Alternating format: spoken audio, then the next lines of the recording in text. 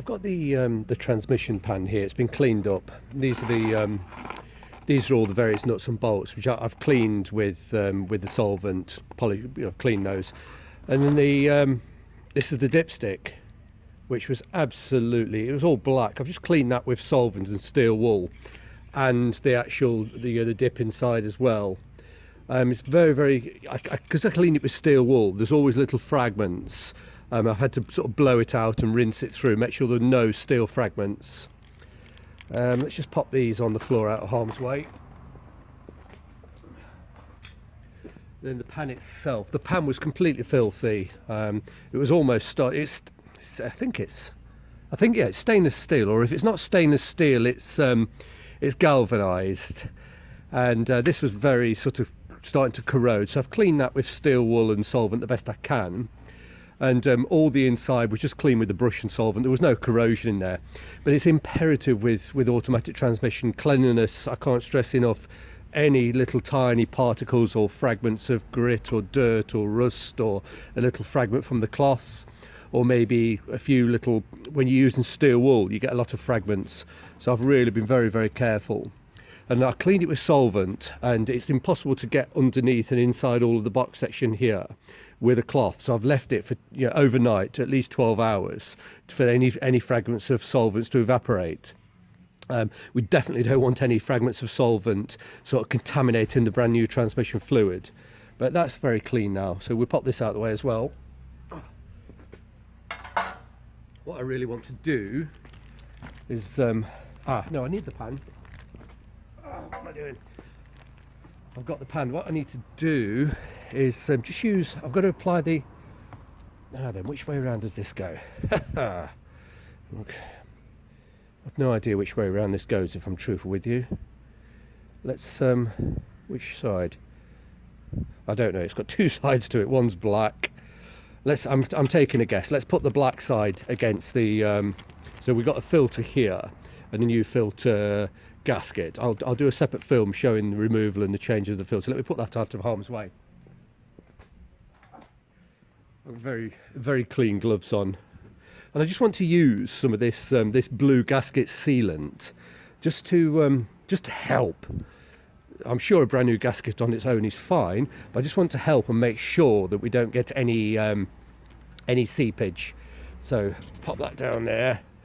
I'm just going to put a bead of the blue all the way round, and pop the gasket on. And then before I lift the gasket onto the bottom, no, the pan onto the bottom, I'll put a separate. That'll be in a separate video. I'll put a separate seal. Anyway, let's just. It's quite watery. I just want a little tiny bit around each and every. There we go. It doesn't take much, just a tiny bit. This never really fully dries. This will help the gasket to sort of do its job over the years, because I'm not looking to take this out again anytime soon.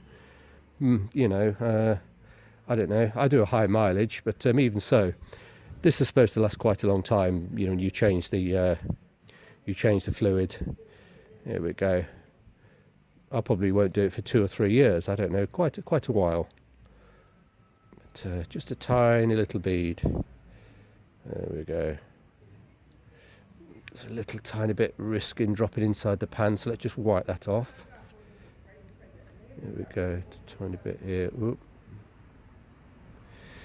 Let's have a look. Any bits that risk getting inside the pan, let's just wipe those. Actually, no. I'll put the gasket on.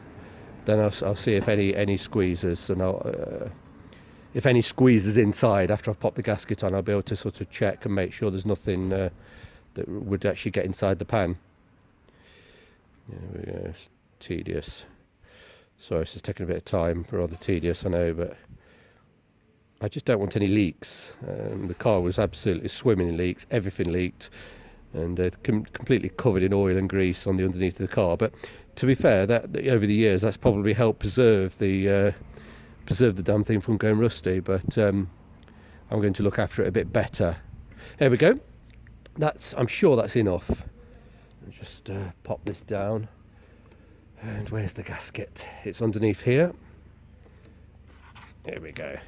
Once again, I've got very clean gloves on. I don't want anything to contaminate and we just pop the gasket straight on. I'm going to take a chance because I don't know which way it's supposed to go, the green or the black side. I'm going to put the black side against the alloy casing of the transmission itself. Right, here we go. Let's line the holes up and give it a good squeeze. See if any of that blue comes inside the pan, and I don't think it is. There we go. So I think we've got away with that. There doesn't appear to be, yeah, there's definitely no blue squeezing inside. That's enough. That's all I need to do. And that doesn't really dry. It stays tacky. So let me, I'm going to turn the camera off. I'm going to put this out of the way. I don't want any, it's cold and damp. It's very early Sunday morning. It's cold and damp. I don't want any condensation to get inside here. So I'm going to put this inside. And I'm just going to prepare to do the filter. I'm going to reset the camera. It's very awkward. I'm going to be lying on my back. I'm going to reset the camera and change the filter, and then put the pan back on. I'll obviously have to put another bead of. I will have done it off camera. I'll put another bead all the way around before I won't film that bit on this side. You know, so I'll do that off camera. So that'll go against the alloy of the casing.